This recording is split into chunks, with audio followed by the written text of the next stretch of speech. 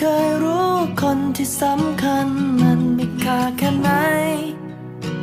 ฉันไม่เคยรู้วันที่สวยงามนั้นมีค่าเท่าไรไม่เคยรู้เวลาที่เรามีกัน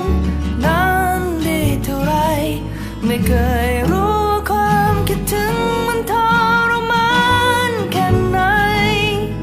ไม่เคยไม่เคยไม่เคยเราจะคิดถึงคนที่สำคัญเมื่อต้องจากกันไปเราจะคิดถึงวันที่สวยงามเมื่อเวลาผ่านไปจะคิดถึงเวลาที่เรามีกันเมื่อเธอต้องไปและตอนนี้รู้ไหม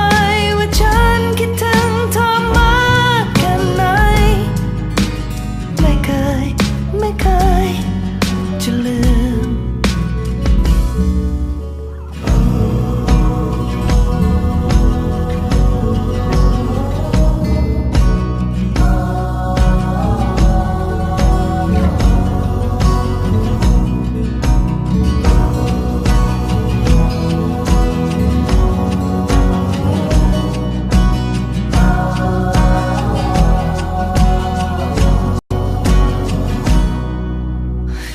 ไม่เคยรู้คนที่สำคัญมันมีค่าแค่ไหน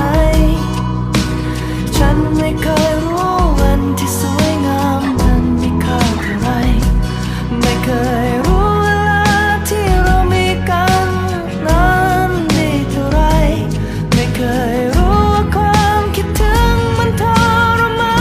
นแค่ไหนไม่เคยไม่เคยไม่เคยเราจะคิดถึงคนที่ส